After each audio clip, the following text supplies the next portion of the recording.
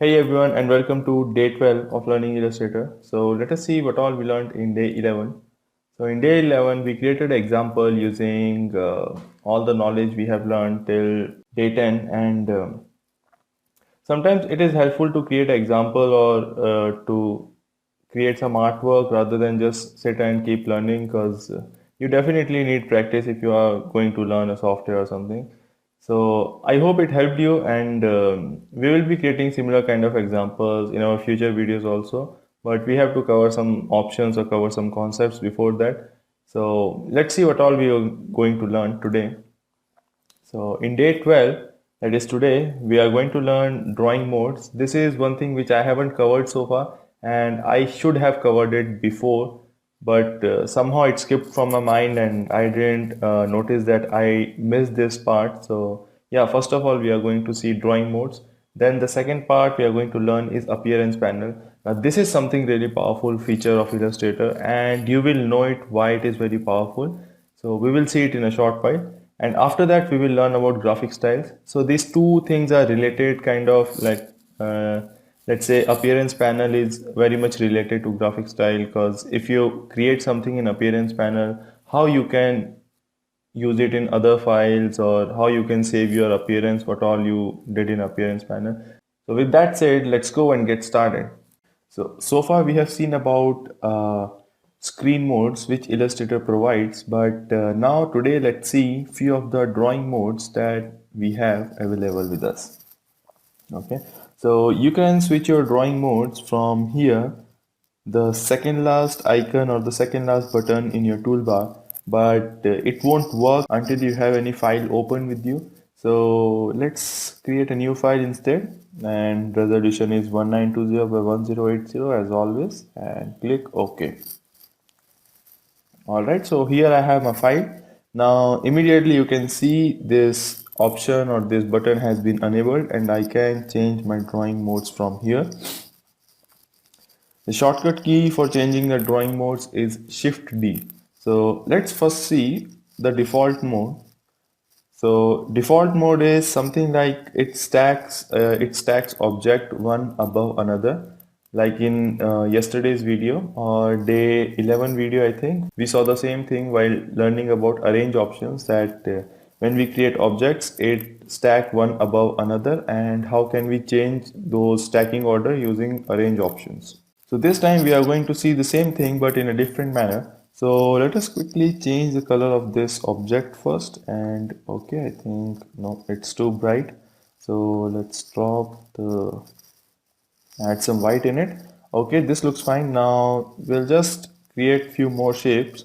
One is rounded rectangle, then another one is ellipse, then another one is polygon. Again, I'm just clicking and dragging on my canvas to create shapes, and last one is star tool.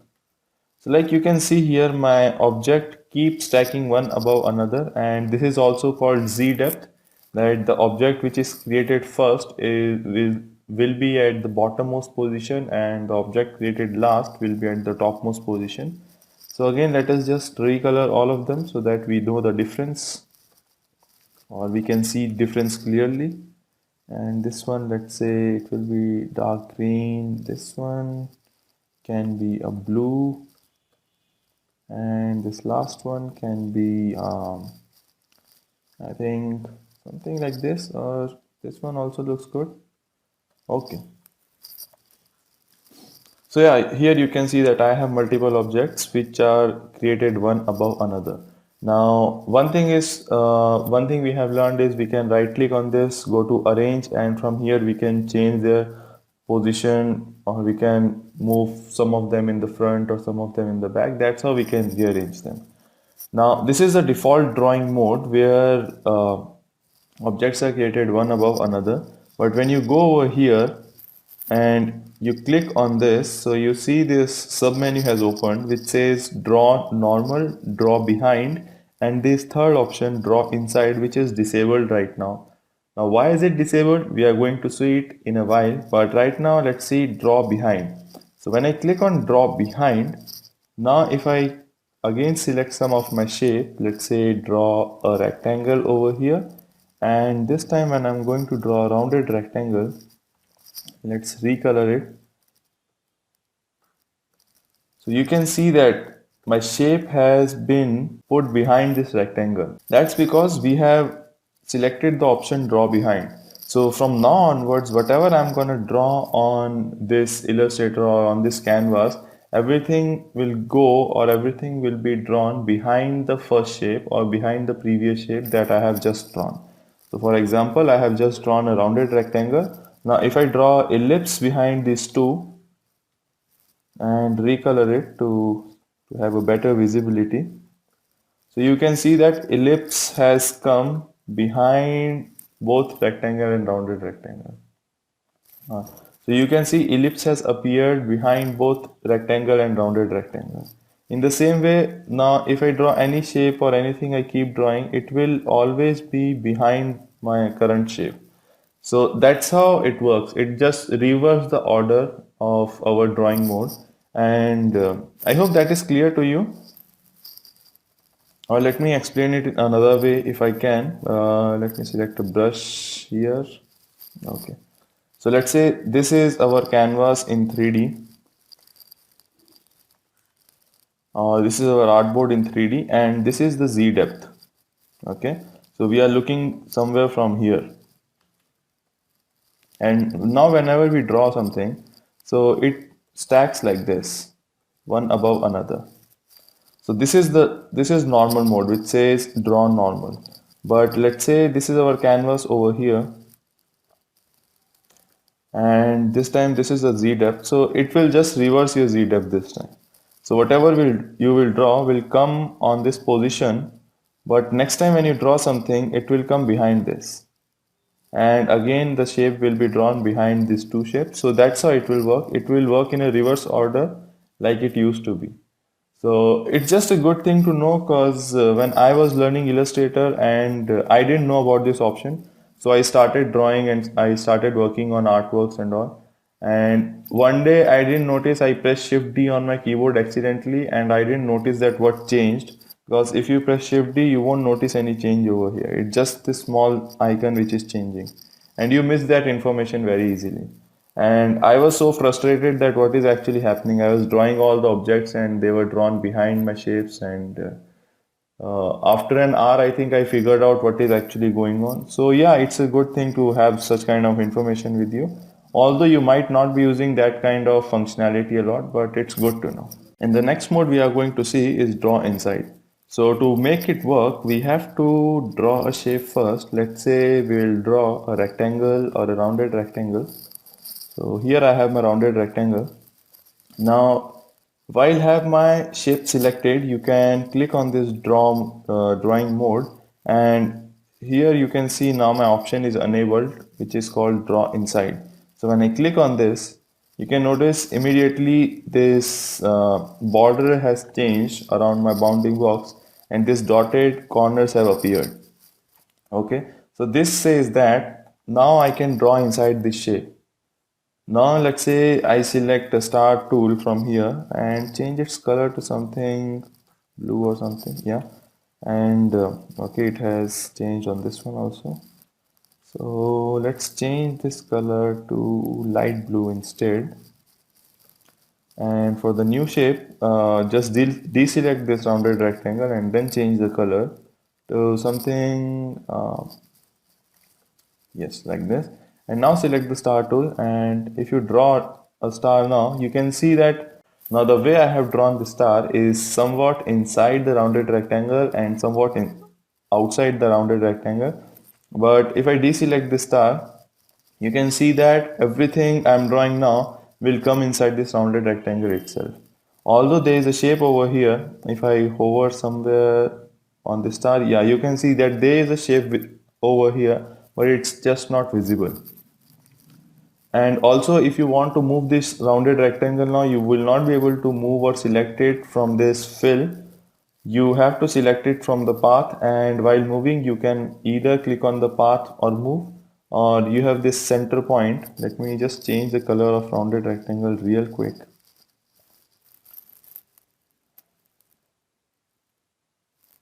So let's say I'll make it yellow or something so that it is visible to you.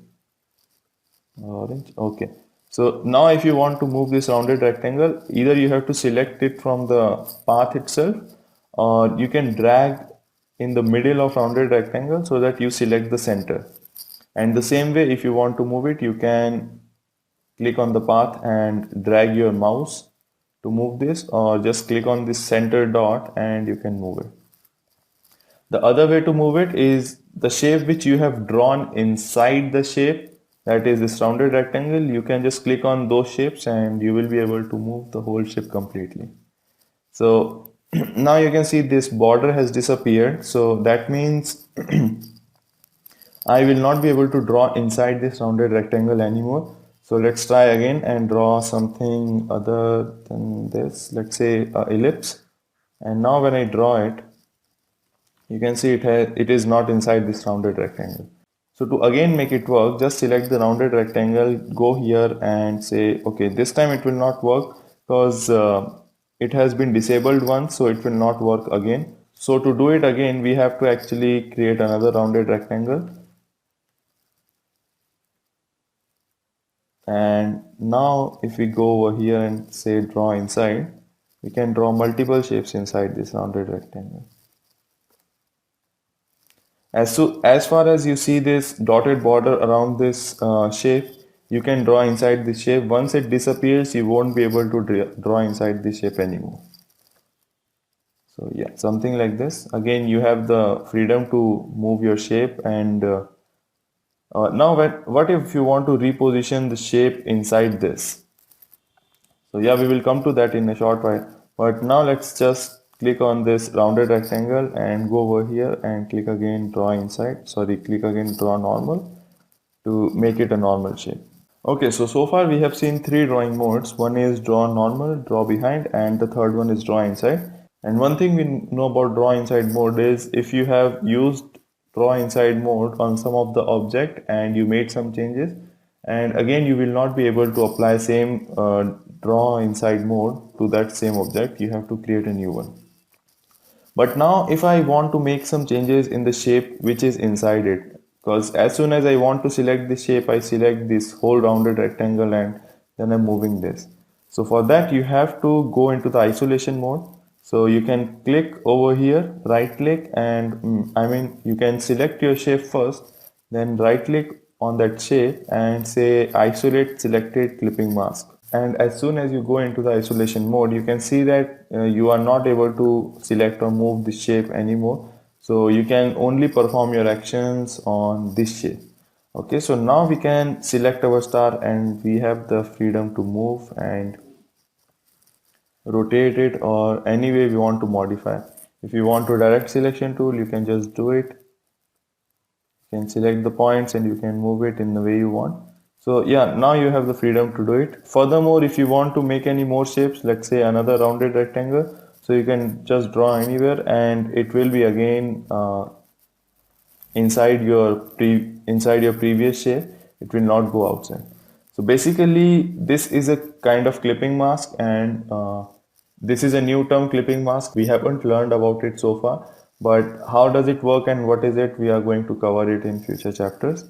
So again, if you want to go back to your previous drawing mode, or if you want to exit isolation mode, just click on this back icon 2 times and you will be out of your isolation mode. Now another thing, if you want to release all the shapes, you can just select the shape, right click on this and say release clipping mask. So you have everything released, and now you don't have a foundation of having them together anymore. It will be different shapes and you can move them around freely. So like I was saying, it is a kind of clipping mask. So you can release it though, but how to create it again from by making a clipping mask and all, we won't go into that right now. All you can do is just select this shape and again go to draw inside. And now from now onwards, whatever you draw will come inside this shape directly. Okay, so I think that's enough about the drawing modes. Now let's learn about next panel, which is appearance panel. So let's close this file and create a new one, again keeping the same resolution here, and control 0, Now to open the appearance panel, you can go to window and click on appearance over here, or the shortcut key for this is shift F6. So you can press shift F6 on your keyboard as well. So once you press shift F6 or click on this appearance menu over here, then you will get this appearance panel open. Okay, so this looks almost like a layer panel and it works like same. But right now, if I go over here, it says no selection. So one thing is sure that I have to have my object selected to make this panel work. Otherwise, it will just show you some values, and even if you change these values, it won't be affecting anything other than changing the default values of your Illustrator. Okay, so let's reset this value to 1 point, and I think that is good. Okay, now let's draw a circle first. Again, while drawing, I'm holding the shift and all to have the circle scaled from all the direction and to have a perfect circle, and then release my mouse click and shift and alt key. Okay, so once I have created my circle, you can select this shape, and now you can see in the appearance panel it shows you path instead of no selection. Like previously it was showing no selection. So when you select any path, it shows that you have selected any path, and then there is a small thumbnail of it on the left side. Now you have three properties of that shape. One is stroke, second is fill, and third is opacity.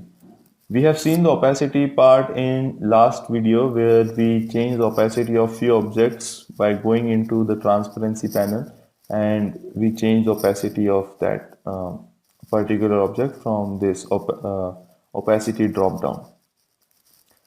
So here it's the same thing. If you click on this opacity, you will get the same transparency panel over here, and again you can change the opacity of the object, and you can change the blending mode from here, and if you want to make mask and everything, so we will cover it. So don't bother about make mask and blending modes, we will cover it in future. But right now you can just change the opacity of any of object from here. If you just click on the opacity, it will open the panel for you. Okay, above that is the fill option. So if you click on this fill, you can see that now I'm able to click on this drop down and it opens the swatch panel. So from here I can change the color of my object to anything, whichever swatch color I want. If you want to create new color or want to open another library of color, you can always click on this library button in the bottom left and open any new library. And once you have your library opened, you can click on any of these color to change it to that particular value. Okay, above it we have the stroke option. So when I select the stroke option, you can see that this option has been expanded, and now I have one drop down for the color where it opens the swatch panel. For the width, I can select width color or stroke color, and then from here I can select the stroke width, how much stroke width I want. Let's say 18 points, and here let's change color to yellow or red or something which is visible. Yeah, this is visible. So yeah, that's how we can change few of the options from appearance panel. Again, you have this right arrow facing on both stroke and fill. So if you click on them, they will open a new sub-property of the stroke and fill, that is opacity. So here you can actually change the opacity of stroke and fill independently. So let's see this option in detail. So what I'm going to do is I'm going to duplicate this shape somewhere over here. And now for this shape, we will change the overall opacity, but for this one, we will change the opacity of stroke and fill independently or individually. Okay, so select the first shape first, and from here you can click on opacity and drop down its value to, let's say, 50%. And you can see that my opacity for the overall shape has been reduced. And for this shape, let's just select this one and drop the opacity of stroke to 50 and drop the opacity of fill to 50. And now when I zoom in, you can see that there is a slight amount of change in both of this. Here I'm not able to see, actually this is my overall shape. So my outline is halfway inside my shape and halfway outside. And here you can see that exact change. My outline is looking through my fill, or my fill is looking through my outline, but here that is not the case. So again, it depends on your requirement. If you actually want to fade out or drop down the opacity of your fill and keep the outline 100%, then it will work. So yeah, if you want to change the opacity of both of them individually, then this functionality is good. Otherwise, for the whole object, you can just change the overall opacity. Again, just a suggestion that don't change these three values at the same time. I mean, if you are using opacity of stroke and fill, then just don't change it from here, because you will end up being more confused. Because let's say if I have changed opacity from all the three places. Now, if I want to increase the opacity to a certain value, I can either increase it from here and here and also here. So you exactly don't know from where to increase the opacity to get my exact result. Furthermore, if more than one person is working on the same file, then the another person might not be able to guess properly that from where which setting has been changed. So let's say if another person goes to opacity, so he says that okay, this is 50%, so let's just increase it to 100%. But still these values are not changing. So again he has to go to appearance panel and check whether the opacity of stroke and fill has dropped down or not. So again it's extra work, and it increases the confusion. So better avoid changing opacity from all these three places together. Either use it from stroke fill, or you can use the default one. Okay, so let's delete this shape for now and increase this shape opacity to 100%. So now we can close this two sub options or two sub properties just by clicking on this arrows again. Now next to it you have this eye icon in front of every row except the opacity one, but you can control the visibility of stroke and fill by clicking on this eye icon. So this works exactly like it used to work in layers. So when you click on this eye icon, it will just disappear. It will just hide your stroke, and when you click on this fill, it will hide your fill. So if you click back again, it will show your stroke and it will show your fill. So it's like a toggle between hide and unhide.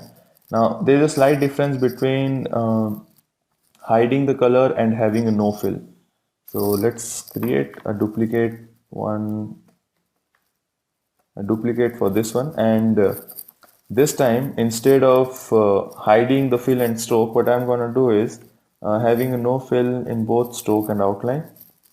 And now when I select the shape and go to my appearance panel, you can see that fill and stroke are still visible, but they are not having any fill inside them. But here, if I hide both of them, I still have those color inside the shape, but they are just not visible. And this kind of functionality is new because we haven't learned it so far. Where the only thing we have learned so far is how can we not fill any color inside a shape or inside a stroke, but having a colored fill and still we can hide those color is a new functionality to us. And it can be indeed useful somewhere, because when you want to preserve the color information but still you don't want to show it for that particular object, at that place you can use your visibility option. Again, we will be creating some kind of example for this panel also to make it more clear. Now there's one more functionality in appearance panel, that is you can click and drag these stroke and fill options to move it up or down. So you can either put your stroke above fill or below fill, and when you have multiple stroke and fill, yes, you can actually have multiple stroke and fill using the appearance panel. So this is also something new which we haven't seen so far, because so far we have only seen that one object can have a single color, a single fill and a single stroke, but here you have a freedom to create or to add multiple strokes and fill to object. And again we will see how we can do that, but first of all let's focus on repositioning the stroke and fill. Okay, so like I was saying, you can just click on any of these rows and drag them up and down to reposition them. Except this default opacity, you cannot click and move this row at all.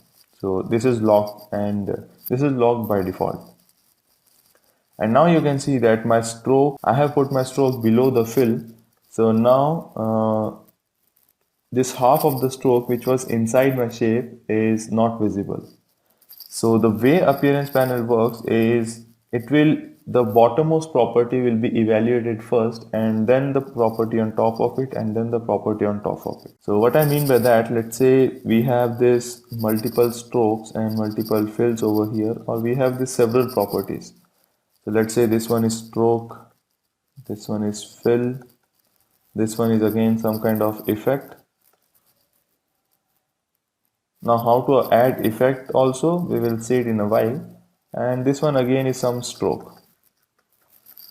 So the way it will be evaluated is Illustrator will first apply this stroke to your shape, and then it will apply this fill to your shape, and then it will apply that effect on both of these below properties, that is fill and stroke. And after applying the effect, it will apply one more stroke. So it will work like this from the bottom to top. So now if I go back to my shape again and I look into appearance panel, I can see that it has applied the stroke of 18 point first, and then it applied a fill above it. That's why half of my stroke is not visible. So if I put stroke above fill, so now you can see that it has applied a fill first and then it applied a stroke above it. So now my half of the stroke is visible. Okay, so I hope that is clear to you. Now let's move on to some more properties or some more functionalities of appearance panel. So other than all these things, in the center we have this menu, drop down menu at the bottom right corner.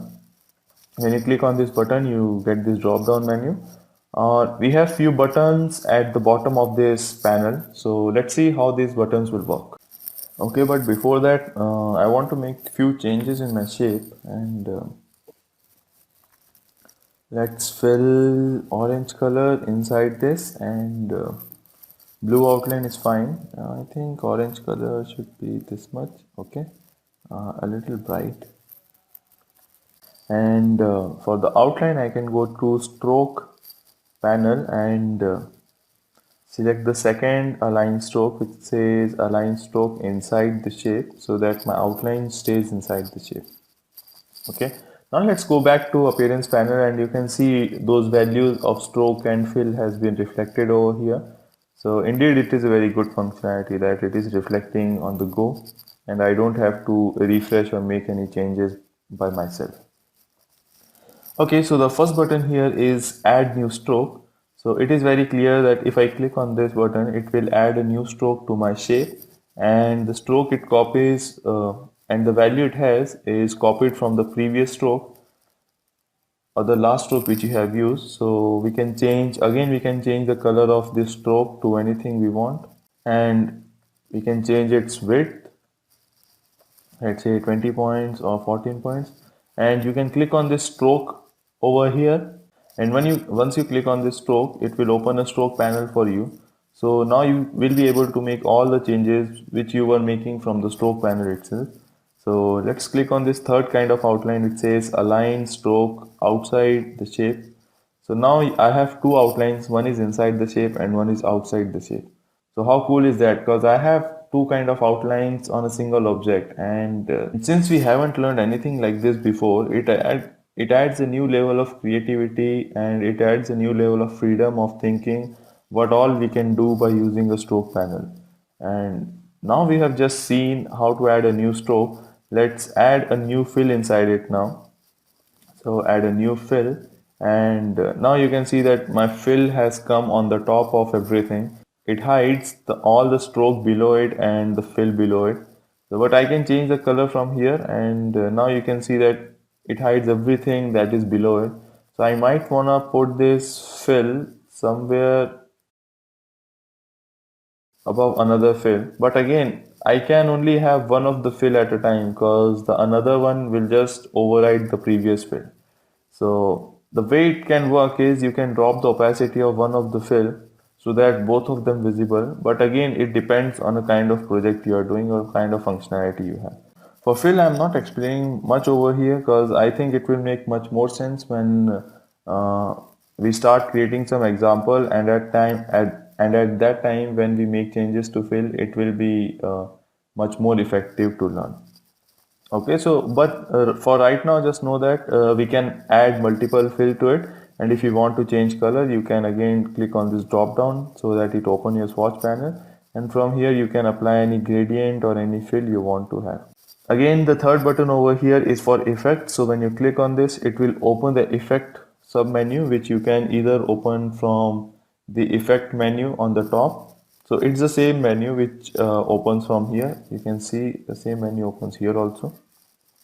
And from here you can select any of the effect you want to apply on this shape. Let's say we will select the stylized one, and let's say we will add drop shadow and click on preview. Okay, so the opacity I think is little too less, or maybe the distance is very less. So let's make it 14 pixel in y-axis. Okay, so now my drop shadow is visible, and I can click OK. So here you have your effect applied, and so once you add any effect to your shape, you can see that immediately that effect will be shown here in your appearance panel. So now when you click on this drop shadow, you have this window opened again, and you can make any changes to your option you want. Let's make it 0 pixel X offset and click OK. So you can change your effects again and again using the appearance panel as well. Again, you can just click and drag it. You can either put it on the top or somewhere in between or wherever it suits you. So yeah, you can rearrange your effects as well. Okay, so that's all about adding effects. Now you have a freedom to add any of this effect, and you will have your effect added in the appearance panel. Again, you can just click on that effect and change the option if you want to make any changes, and again click OK or click cancel. Alright, now the next button here, it says clear appearance. So when I click on this, you can see that everything has been removed from my object. So it's just a plain simple option which just removes everything from your object. And next to it there are these two disabled option which will only be enabled once you select any of this property. So let's say I select the stroke property, and now if I hover over this button, it says duplicate selected item. So when I click on this, it will just duplicate the item which I have selected. Doesn't matter whether it is stroke, fill or effect, it will work same for everyone. It will just duplicate that item. So now you can see that I have selected my drop shadow, and when I click on duplicate selected item, so I have this shadow duplicated, although it's not looking very good, but that's the functionality. Okay, so the next thing is if I have accidentally duplicated something or intentionally I want to delete something, so all I have to do is select that particular item or property, and the last button here says delete selected item. So when I click on this, I can delete that effect or fill or stroke or anything. Again, if you haven't selected anything, then these two buttons will be disabled. So yeah, I think that is pretty much clear to you that how these two buttons will work. The next thing we are going to learn is this drop down on the top right corner. So when I click on this, it will open a new submenu. Now here I have few options. First one is add new fill, which we have learnt already. Then it says add new stroke. Again, we have seen this. And then it says duplicate item and remove item, which we just saw right now. And why is this disabled? We know because we haven't selected any item so far. And then it has this clear appearance, which is same as this one. So it will just remove everything from your shape. And after that, we have this option which is called reduce to basic appearance. So when you click on this, it will just reduce your shape to a basic appearance, which will only have a stroke and a fill, and nothing after that. So it will remove all the effects and all the extra strokes or fill you have applied. It will after that your shape will just have one single stroke and a fill. So I'm gonna undo it to get my shape back. Okay, and next to it you have hide thumbnail option. So when you click on it, it will just hide the thumbnail on the top left corner. Again, you can open this option and click on show thumbnail to have your thumbnail back. And the last option here is show all hidden attributes. So when you click on this, it will show all the hidden attributes of any of that shape, but here we don't have any hidden attributes, so it won't work at all. Having learned about appearance panel, now let's just go and create a clock which we created yesterday. Now you might say, why creating the same clock again when we have already learned it? But before you say that, actually this time our approach is going to be really different and a bit more creative too. So let's go to clock example first, and we are not going to create all these markings and these three hands. What we are interested in this time is creating this dialer in the back, this background part. So if I pay attention over here, or if I just break up this design, then you can see that I had used four shapes to create this entire dialer. But this time, actually, we are going to create it in one single shape. And you heard it right, actually, that is what is going to happen. We are going to create this entire thing in one single shape. And how can we do it? Let's see it right now. So just for the sake of simplicity or reduce our work, I'm just gonna copy this entire part, deselect these two, and Control C and Control Shift V in my new file so that I place it at the same position where it was before. And now I can just group this part because even if I move it accidentally, this all thing should go together. Alright, so once this is fixed, we can go ahead and create our circle for the BG, and I think this much is fine. Now again, this circle is on the top of everything, so you can right click, go to arrange and click on send to back. That will send this circle to the backmost position or to the bottommost position. Okay, now let's select the circle again and open the appearance panel. So this time we have this path with a stroke of black color and 1 point width. Here we have a fill of white color. Okay, so let's start modifying this. First of all, increase the width of the stroke to 40 points. That's, we know already that the width of the stroke was 40 points in previous example. And let's scale it a bit more. And if I undo it over here, I think I should scale it a little down, and this much is fine. Okay, now let's put a gradient in this stroke. So having your stroke selected here, you can go to your gradient panel and make sure your stroke is the active one, not the fill one. Okay, and after that you can apply a gradient inside it. From here, linear is fine, but the stroke type we can select as across the gradient so that we get something like this. Okay, now just put red color into this. So we have a RGB color mode here that will work perfectly fine for me. And I think instead of red this time we should go with some other color. Let's say blue. I think blue is my second favorite color after red. Or should we go with green? Let's go with blue instead. Alright, and we can go almost the same color over here, or we can change the color also. This will just add a variety to the overall color. Okay, that looks good. Now just press Alt on one of the bucket and click and drag. Again press Alt, click and drag on the bucket to create duplicate buckets. And select this bucket, double click on it to open this color panel, and from here select a brighter color of the blue. Yes, this looks good enough. Okay, for the inside part we can recolor this bucket or to a darker shade, or actually something like this looks neat. Okay, so this looks good now. Now again, if you select gradient tool, you won't be able to make any changes because we already know that gradient tool work only on the fill, not on the stroke. So if you want to bring these buckets closer or you want to make any changes in the gradient, you have to do it from gradient panel itself. There is no other option for that. Okay, so now our inner border is ready. Now we have to make the outer border. So last time what we did was we created another shape and then we scaled it up to have a similar kind of border just behind our previous border.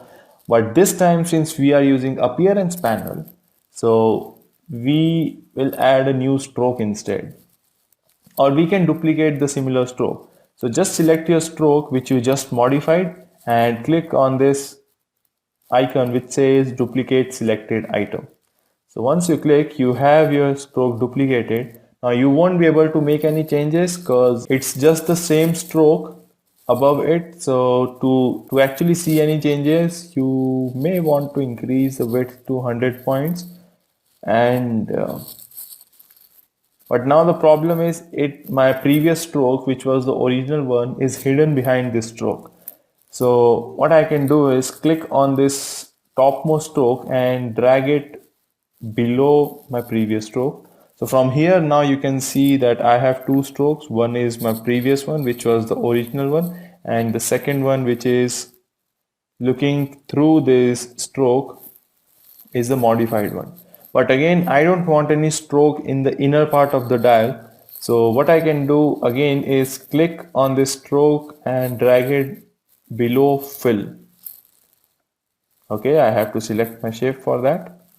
And once I do that, you can see my fill has come above this last stroke and now it looks much better. So press Ctrl 0. Now what we can do is we can modify the gradient of this outer stroke. So select the outer stroke and go to our gradient panel, and from here you can readjust all these buckets. I think something like this. Okay, again I haven't selected my shape, so make sure while making any changes you have your shape selected. Okay, again the problem is I haven't selected my stroke. So I have to go to appearance panel and select this stroke instead to make any changes.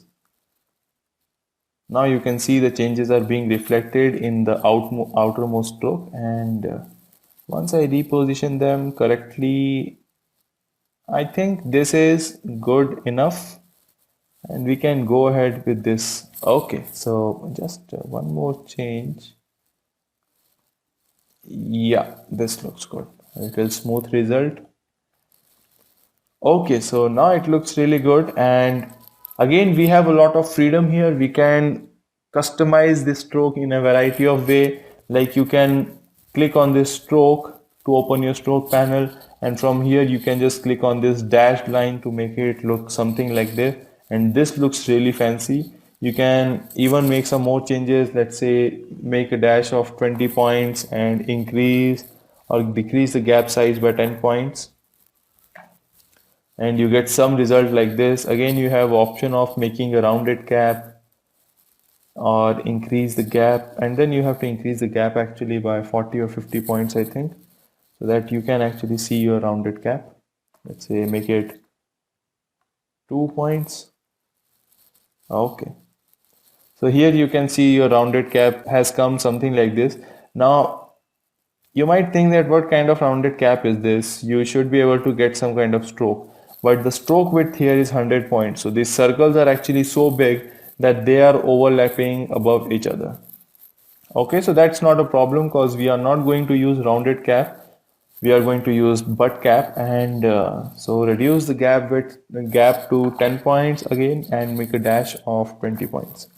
Okay, so that looks good, and I think I should go ahead with this design because this looks much better than this previous one.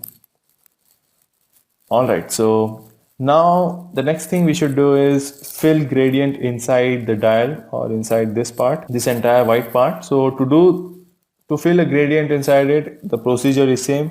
Select the fill from the appearance panel, go to your gradient, and from here make sure that you have your fill as active one, and then you can just click on this drop down button and select any of the gradient you want.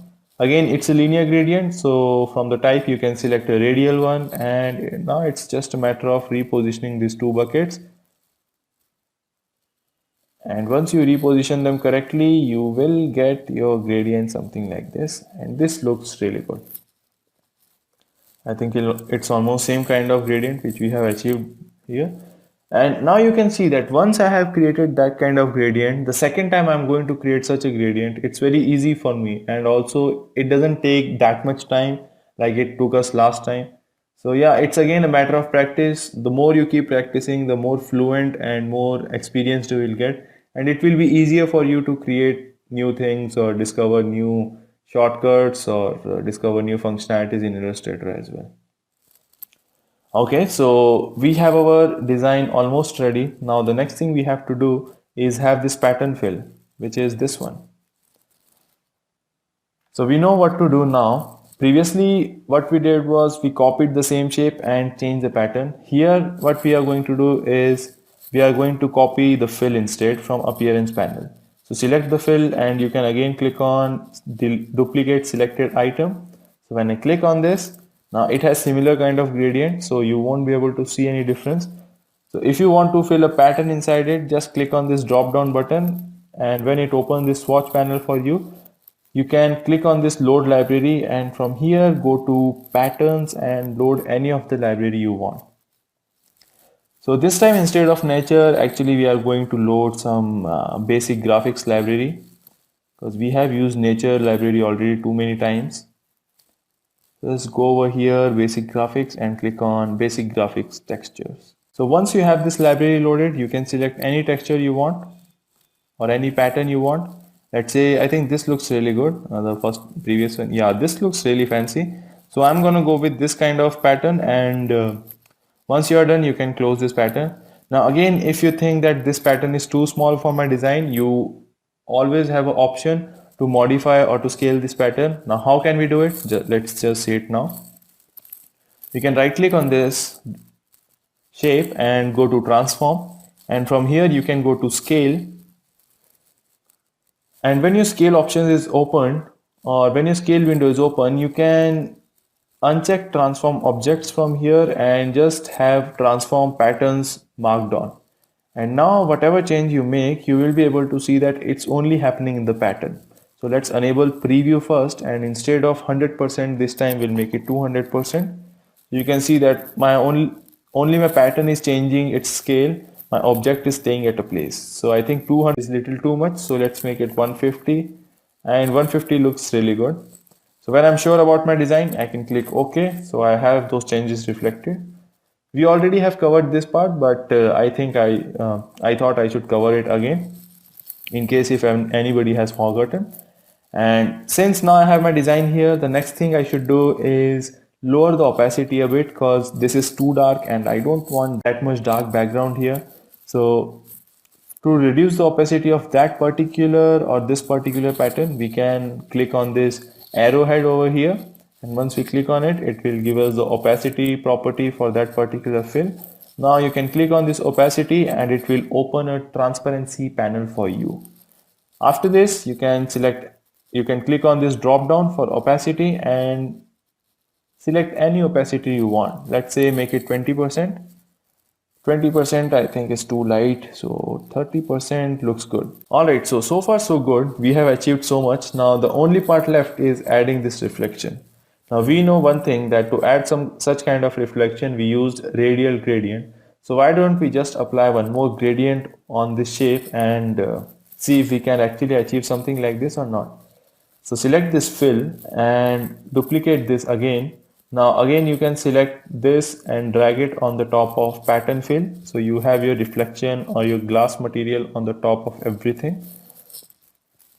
And once you select this, you can go to gradient panel again. Select any of the gradient you want to have.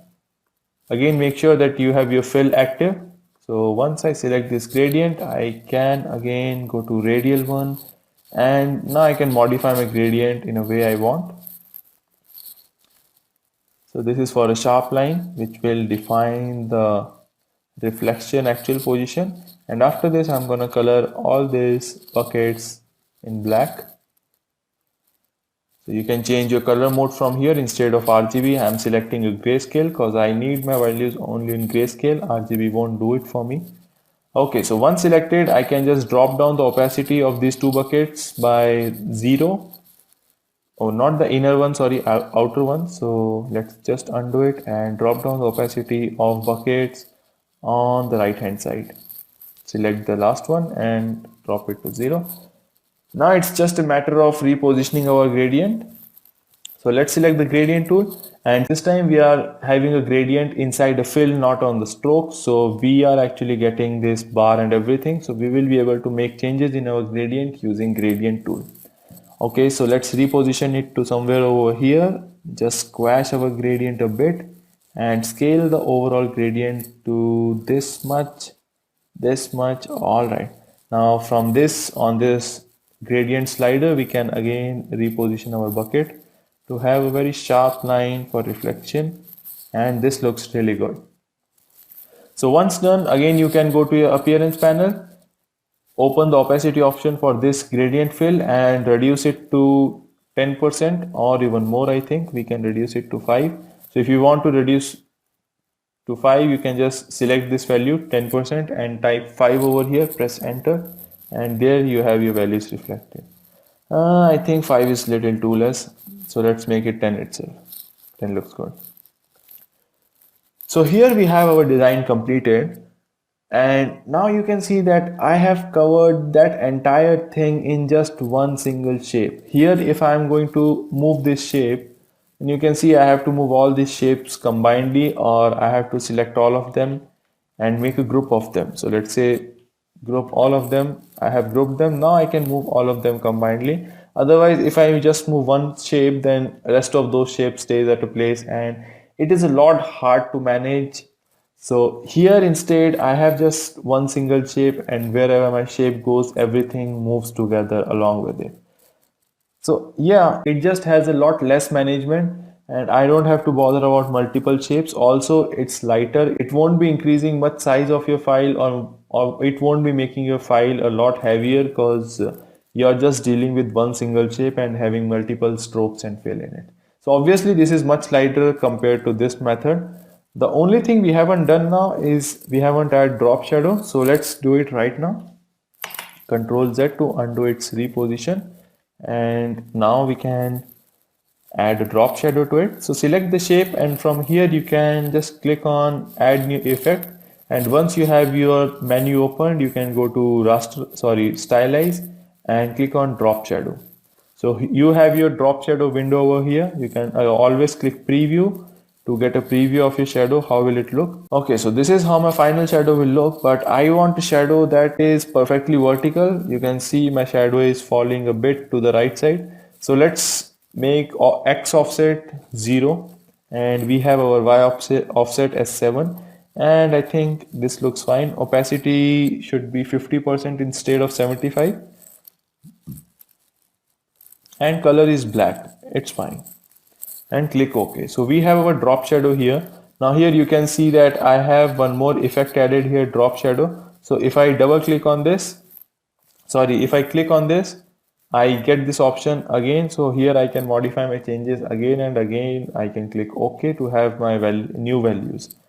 Also, I can just click on this I to hide my effect for a moment if I want to just work on a style, and later on in the end I want to turn on the drop shadow, so I can do like that.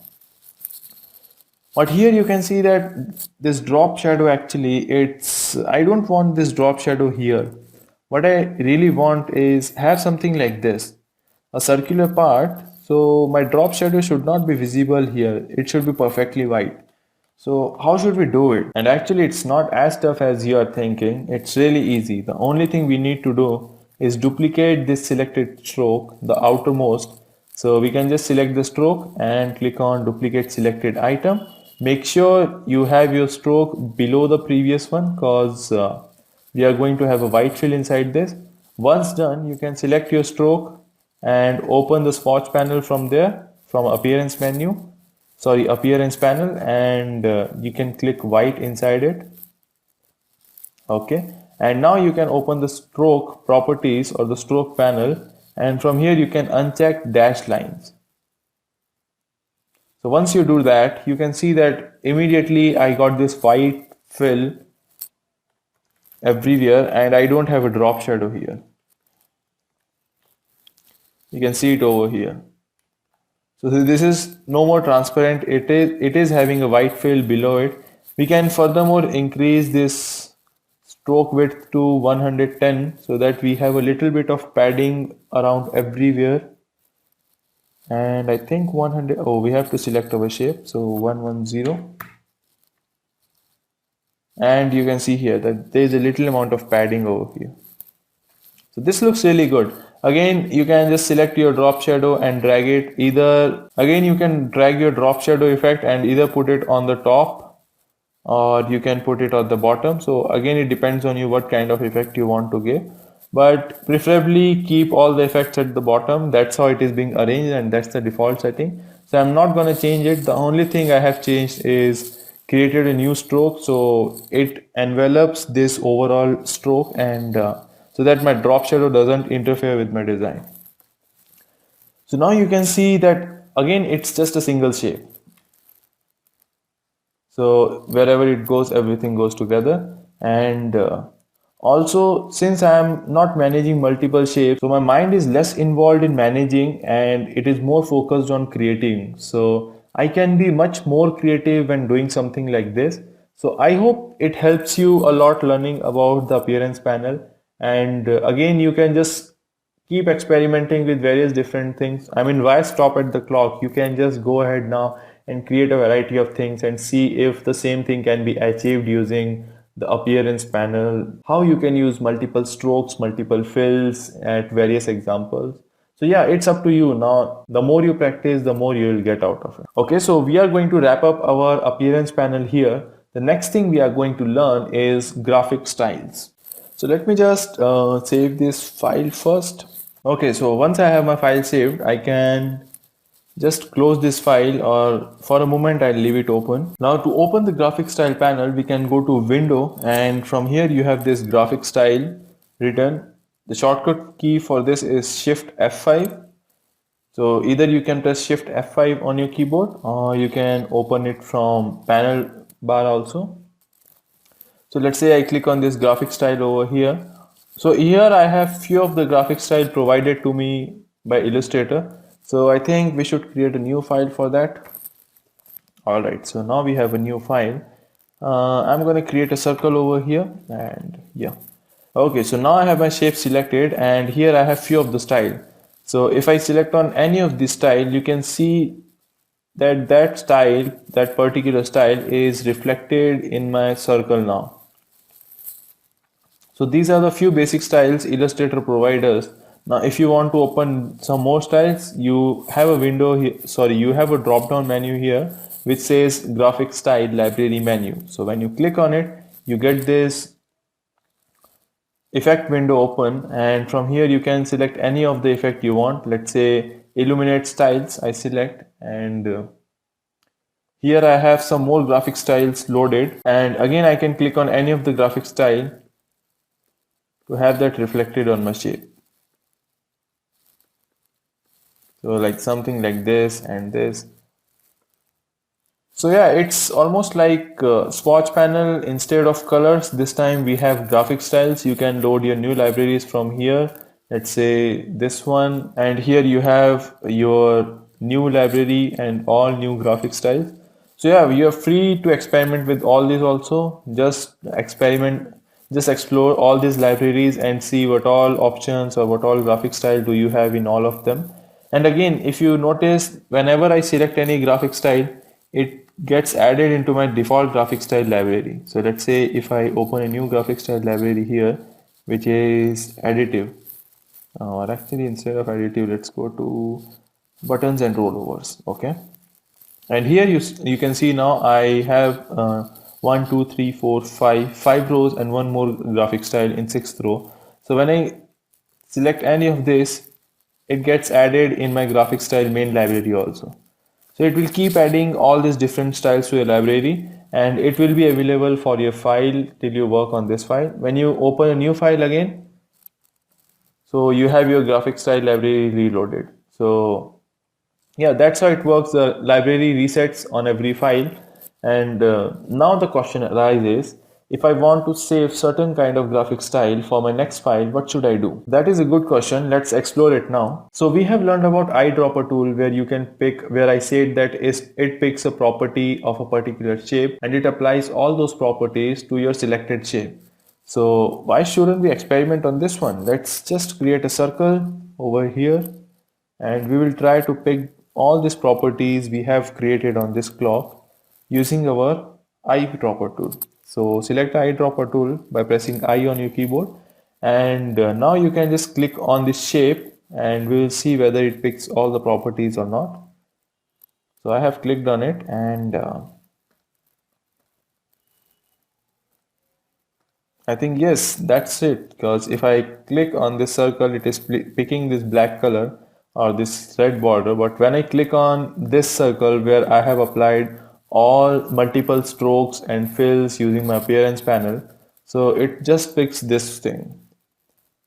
So yes, definitely this is what we cannot pick from eyedropper tool. So we have to find an alternate way if we want to apply same effect again and again on different objects. So to do that, what we can do is select this shape and open your graphic styles, and from here you have this button which says new graphic style. So when you click on this, it will create a graphic style of your selected object.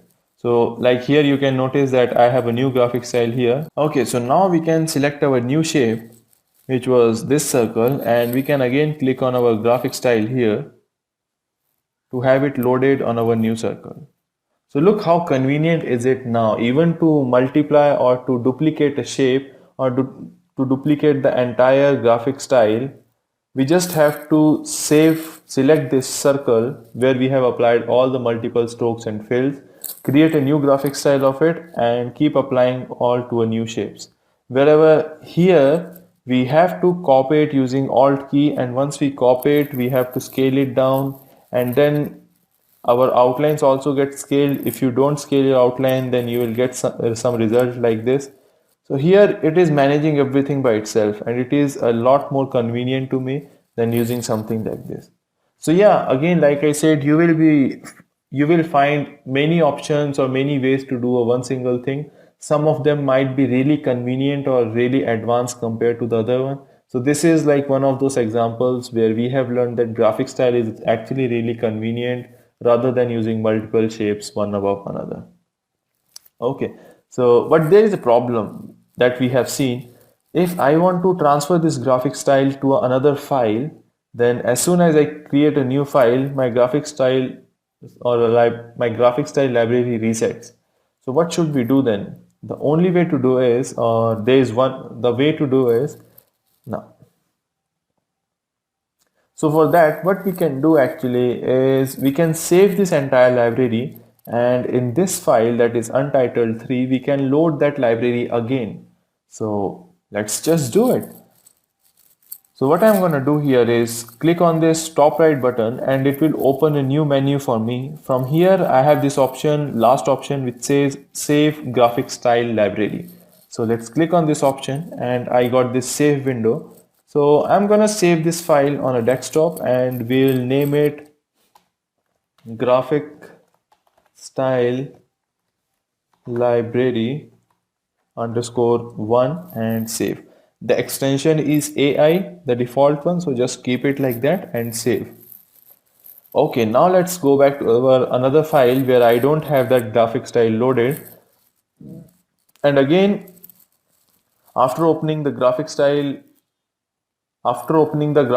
panel, you can click on this top right button, and from here you can click on open graphic style library, and once you get this sub menu, you can click on other library. So it will ask you to open a new library, then you can navigate to desktop or wherever you have saved your previous graphic style library, and then select the one you have just saved and open. So here you can say that I received that library which I have saved from this file. So now if I create any shape, let's say this time we'll create a rounded rectangle so that we can see how it behaves on rounded rectangles also. And once you click on this graphic style, you have it loaded over here. So yeah, it works in a little weird way. So again, we can just select this shape, and we can go to appearance panel to make few changes. Let's say we'll go to stroke and select something like this. The second one, yeah, it looks a little better, I think, this time. This one is, both are equally good actually, or both are equally bad.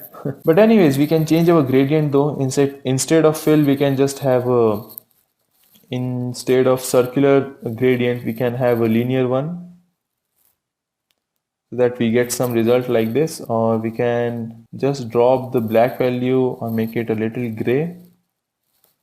Double click on it to open your swatch panel.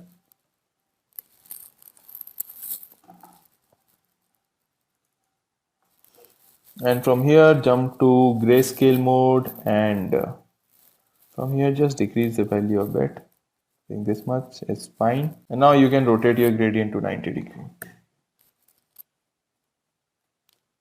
Or minus 90 is also fine. So yeah, this is how we can even load our graphic style, apply them in a different file, and if you want to make any changes, you can again make those changes using the appearance panel in the new file. And not only that, we are even free to apply all those graphic styles to any of the shape we want. It's not compulsory that we should use only for circles. We can use it for rectangles, or we can use it for star, or anything I want. So you will get something like this. Although it's a bit messed up, but in while going in appearance panel, we can also make some changes inside it. Let's say I'll just apply this graphic style. Okay, so it has come something like this. Although it is already looking good, I can still make some changes, like there's a bit of a clash of outlines over here or something.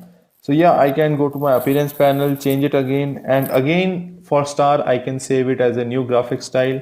And if I want to load into some other file, we have already seen the procedure for it. So now let's try it on a text instead, that how it works on a text also. So how to type text and how to make all those changes, don't worry about it. The only thing we are going to see is how it works on the text. So we will cover all the text part in our upcoming chapters or upcoming videos. So please don't worry about it. So let's type something which says Illustrator, I think. Or why Illustrator? Let's type awesomeness. All right. Now a good text for this, I should have a good font for this actually.